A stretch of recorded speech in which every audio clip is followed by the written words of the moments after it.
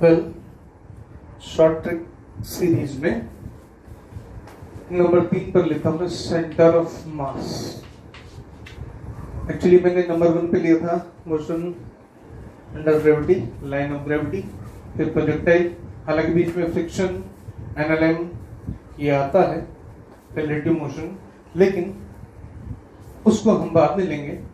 ये अपीलिंग हो जाता है, इस वक्त में मजा आएगा। उसके बाद हम उस पर भी आते हैं। अच्छा, सीधा पॉइंट पे आते हैं। सेंटर ऑफ मास में मैं बड़े बड़े फॉर्मूला होते हैं, एन नंबर ऑफ पार्टिकल्स। मैं काम करता हूं 2 पार्टिकल सिस्टम को लेकर चलता हूं, m1 m2, इनके बीच का डिस्टेंस r। अच्छा, इनका सेंटर ऑफ मास सपोज ये है और ये डिस्टेंस r1 है, ये डिस्टेंस r2 है। ये बात तुम्हें अच्छे से मालूम होनी चाहिए। Centre of mass frame of reference पे डिपेंड नहीं करता। कहने का मतलब ये है, ये कोई बॉडी है, इसका सेंटर ऑफ मास ये रहा। अब तुम इसको यहां से नापो, इसको यहां से नापो, जहां मर्जी से नापो, तुम्हारी कैलकुलेशन चेंज होगी, लेकिन सेंटर ऑफ मास की पोजीशन तो वही रहने वाली है। तो इसका मतलब ये हुआ कि centre of mass frame of reference पे डिपेंड नहीं करता। और मैक्सिमम प्रॉब्लम सॉल्व करने के लिए काम करो, सेंटर ऑफ मास की गोद में आके बैठ जाओ। मतलब फ्रेम ऑफ रेफरेंस यही रख दो, ये बड़ा आसान हो जाता है। अब यहां पे भी हम ऐसा करते हैं। इस 2 पार्टिकल प्रॉब्लम में अगर तुम देखोगे कि मैं काम करता हूं, फ्रेम ऑफ रेफरेंस को यही रख देता हूं, तो इसके रिलेटिव सेंटर ऑफ मास कितना, 0, m2 r2 positive minus m1 r1। ये बन जाता है m1 r1 equals to m2 r2। और mr एक क्वांटिटी होती है, इसको बोलते हैं मोमेंट ऑफ मास। इसको ऐसा भी कह सकते हैं, sum of the moment of masses with respect to centre of mass is 0। इसको फिर ऐसे चलते हैं। मैंने कहा मैं तो 2 पार्टिकल सिस्टम पर रहने वाला हूं, r2 by r1। यानी एक बात यहां से आती कि mi proportionate to 1 by ri। 2 particle system की कहानी की अगर मैं बात कहूं तो ऐसे में सीधा सीधा फॉर्मूला याद रखने का, ये एक रिलेशन, दूसरा r1 plus r2 is equal to r। इससे r1 r2 की वैल्यू आराम से निकलेगी। याद रखने का तरीका m2 by m1 plus m2 into r। r2 is equal to m1 by m1 plus m2 into r। बस सीधा हिसाब है ना, m1 r1 इनवर्स प्रोपोर्शनेट है, तो r1 के साथ साथ कौन आएगा, m2, r2 के साथ कौन आएगा, m1। उल्टा चल रहे ना, गॉट इट। एक बात, ये तो कोई खास बात नहीं है। अब हम दूसरी बात पर आते हैं। कुछ क्वांटिटीज होती हैं जिनके सेंटर ऑफ मास तुम्हें याद होने चाहिए। मैंने पहली बात बोल दी है कि सेंटर ऑफ मास के अबाउट मूवमेंट ऑफ मासेस का सम 0 होता है। और तुम 2 पार्टिकल सिस्टम में कन्वर्ट कर लो तो m1 r1 equals to m2 r2 हो जाता है। हम मौज में हो जाते हैं। अब दूसरी बात एक चीज लेते हैं। कोई भी रिजिड बॉडी या कोई भी सिस्टम ऑफ पार्टिकल्स है, ऐसा भी जहां से ये सेंटर ऑफ मास है, वहां से एक लाइन गुजरती है सर्टेनली, जो लाइन उस बॉडी को सिमेट्रिकली डिवाइड करती है। ये दूसरा पॉइंट। पहला point m1 r1 m2 r2। दूसरा पॉइंट, ये जो भी लाइन या एक प्लेन होगा जो कि इस बॉडी को या सिस्टम पार्टिकल्स को सिमेट्रिकली डिवाइड करेगा। 2 पॉइंट। अब इसके बाद एक तीसरा पॉइंट जो याद रखने का है। डेफिनेटली कुछ चीजें ऐसी हैं जो फिजिक्स में, मैथ्स में हमें याद रखनी होती हैं। ये एक रिंग है, यहां से कुछ नहीं है, खाली है। ये रिंग है, इसकी रेडियस अगर r है तो इसका सेंटर ऑफ मास ये आता है 2r अपॉन पाई। अगर ये डिस्क है तो ये आता है 4r अपॉन 3 पाई। ये अगर हेमीस्फीयर है, हेमीस्फीयर लेकिन कैसा, हॉलो, तो इसका सेंटर ऑफ मास आता है r/2 पर।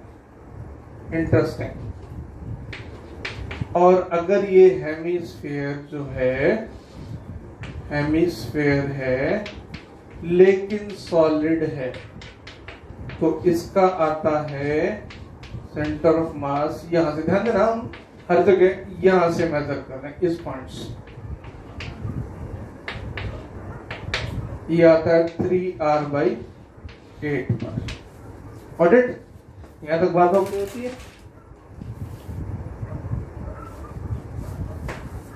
ये जनरल चीजें हैं जो याद रहनी चाहिए, याद रहे तो अच्छा, नहीं तो कैलकुलेशन करना बहुत लेंदी हो जाता है। अब इनमें भी एक बात देख लो कि सेंटर मास कहां पे है, ये लाइन पे है जो सिमेट्रिक डिवाइड कर दी, दो सिमेट्रिक पार्ट्स में हर चीज डिवाइड हो सकती है। अब इन फैक्ट को लेते हुए मैं एक एग्जांपल लेता हूं और उसको सॉल्व करता हूं, जो मैंने अभी कुछ बताया उसके बेसिस पर।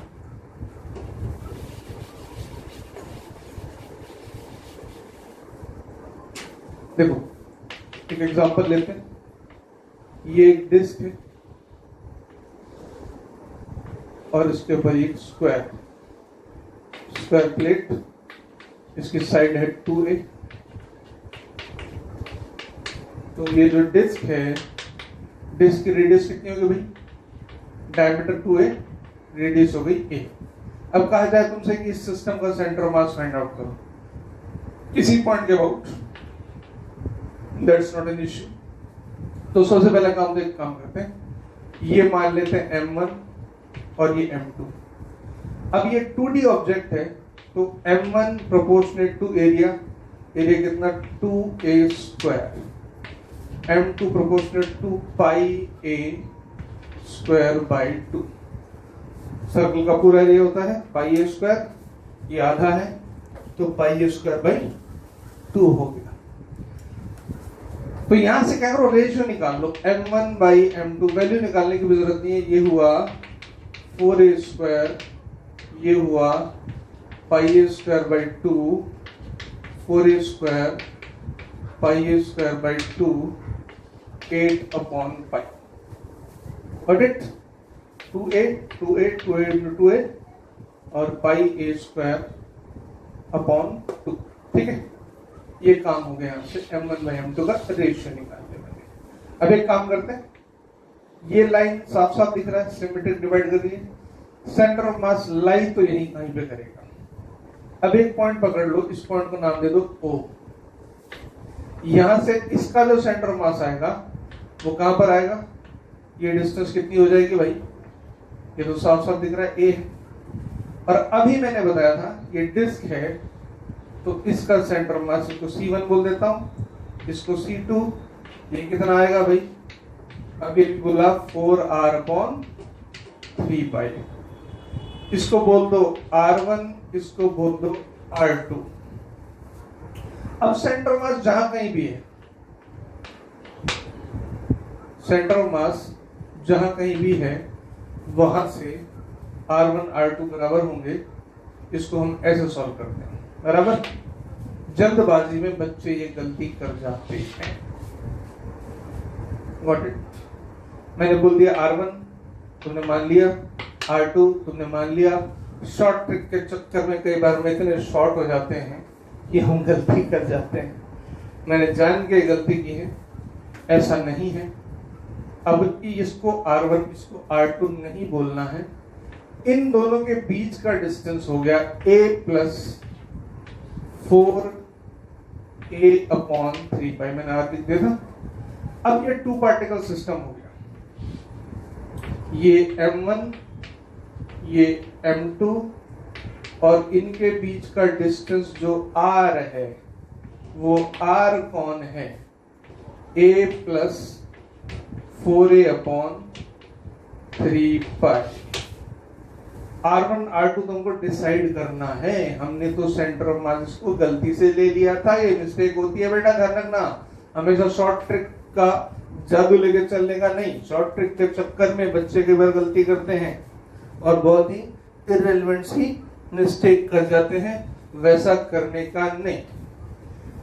R हमें पता चल गया, ये आ गया यहां से R1 क्या M2 by M1 plus M2 into R और R2 क्या M1 by M1 plus M2 into R।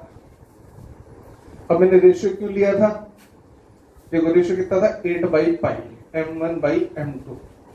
अब कुछ नहीं करना, ज्यादा झंझट नहीं, कुछ नहीं करना है, कुछ करना था ही जिंदगी में, थोड़ा ना होता है, करोगे जिंदगी में कुछ ना कुछ। अब एक काम करो, यहां से R1 इधर से हमें क्या चाहिए, यहां से M2 कॉमन ले लो।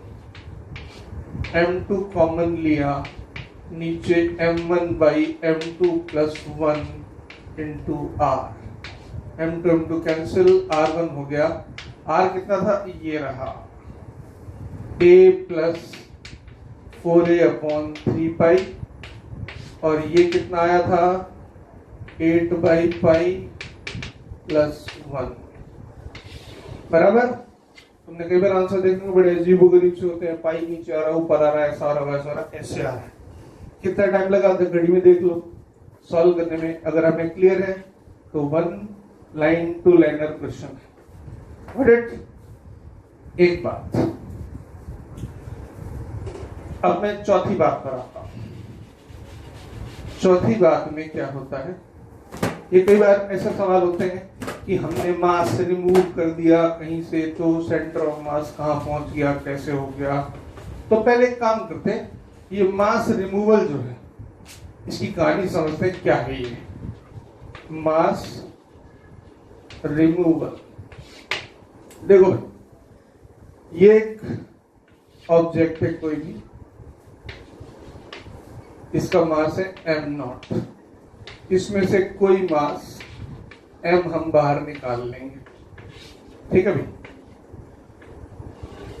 ये R0 इसका पोजीशन वेक्टर है, सेंटर मास जब ये पूरी बॉडी थी, और यहां से ये मैंने लिया स्मॉल r, ये किसका पोजीशन वेक्टर है, जो मास निकाला गया है, और जो बचा उसका सेंटर ऑफ मास का पोजीशन मान लिया मैंने R है। अच्छा अब एक बात देखो, जो बचा हुआ मास है उसको मैं मान लेता हूं m। जाहिर सी बात है कि m is equal to what, m0 minus small m होगा, बराबर। अब ऐसे में अगर मैं ये कहूं कि m0 जो है वो m और स्मॉल m से मिलके बना है, ऑब्वियस सी बात है, मतलब टू पार्टिकल सिस्टम में कन्वर्ट कर लिया मैंने दोस्तों। मैं तो ये कह रहा हूं कि ये स्मॉल m और ये कैपिटल M जो इसका सेंटर मास है और ये इसका सेंटर मास है, तो इन दोनों का सेंटर मास मिला के इस पे आ रहा है। मतलब मेरे हिसाब से तो ये होना चाहिए R0 is equal to MR, M0 R0 small m plus capital M, sorry इधर लिखूं, small m R plus capital M capital R, small m plus capital M, ये क्या बन गया R0, किसका सेंटर मास, इस पूरी बॉडी, बराबर। आगे चलते हैं, इसको जगह निकालते हैं यहां से, ये m मास है। अब एक बात देखो जरा, यहाँ पे हमें कौन चाहिए, हमें तो ये चाहिए है ना, जो सेक्शन बचा उसका सेंटर मास चाहिए, वो कौन है centre mass, capital R vector, हमें तो ये चाहिए है ना भाई। अब ये कैसे करूं भाई, ये दोनों मिलके क्या बन गए, m0, देख लो capital M plus small m, ये बन गया m0, m0 R0 MR capital M capital R, मुझे कौन चाहिए, ये चाहिए M0 R0 minus MR capital M capital R।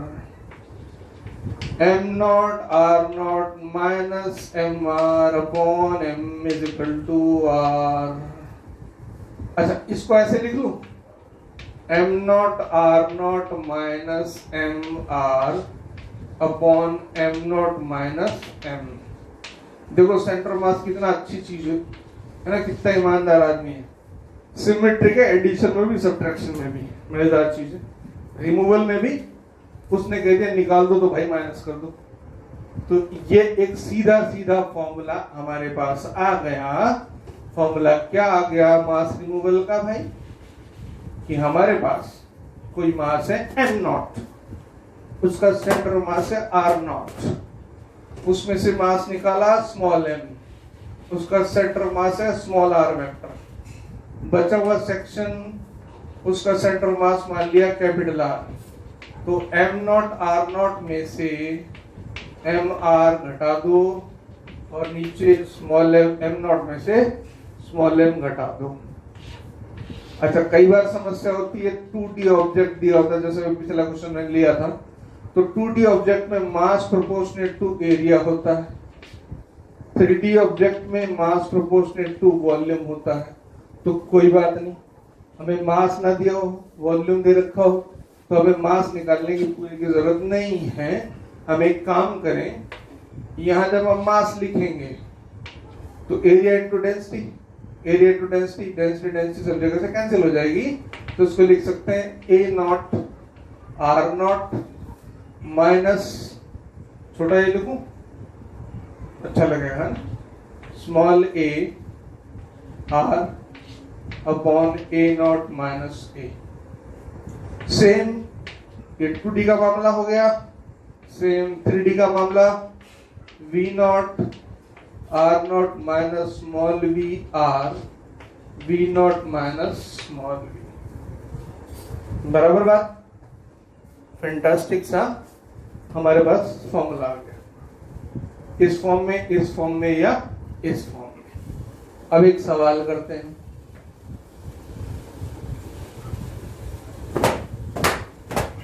सवाल को ऐसा लेते हैं, ऐसा लेते हैं। देखो बेटा, हालांकि बहुत कॉमन क्वेश्चन है, पुराना क्वेश्चन है, समझाने के लिए मैं एक सिंपल सा एग्जांपल लेता हूं।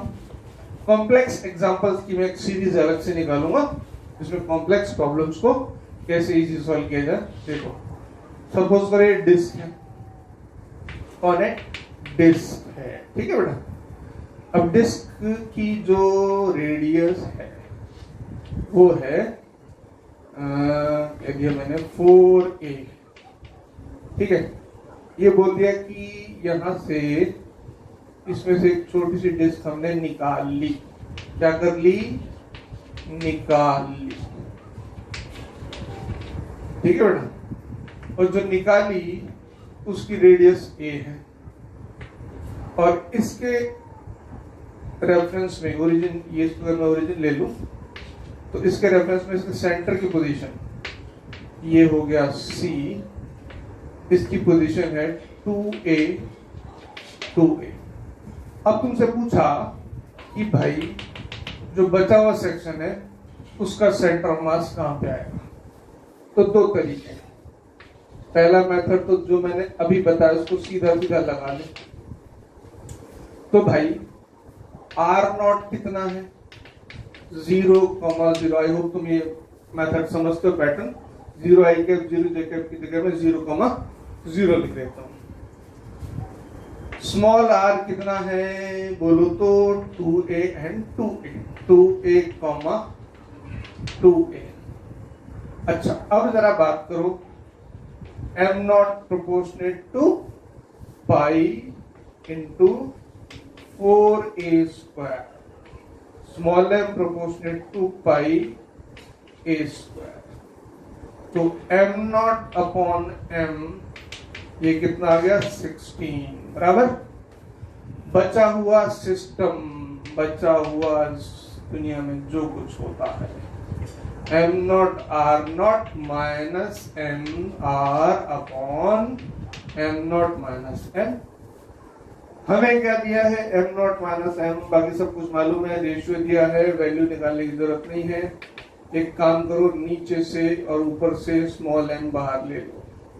स्मॉल m बाहर लोगे, यहाँ पे m0 by m r0 minus small r और नीचे small m0 by m minus 1, ये तुम्हारे पास बच जाएगा। तो बचने के बाद इसको काट दो, काट गया। अब यहां से हम आगे चलते हैं। अब कहानी क्या बची, देखो भाई, are capital M not by small m 16 आया था, R नॉट 0 था, माइनस ये कितना था 2a नीचे 16 माइनस 1, ये 0 हो गया, ये हो गया minus 2a upon 15। Vector form में लिखें तो 2a अपॉन 15 आई कैप, दोनों ही minus 2a upon 15 J cap. Got it? आराम से निकल गया। अब मैं कह रहा हूं ये मेथड 1 है, मेथड 2 थोड़ा सा ट्रिकी लेके चलते हैं। मेथड 2 कहता है, कौन कहता है? मेथड 2 कहता है कि M1 R1 M2 R2 ऐसा करो। कैसे करें भाई?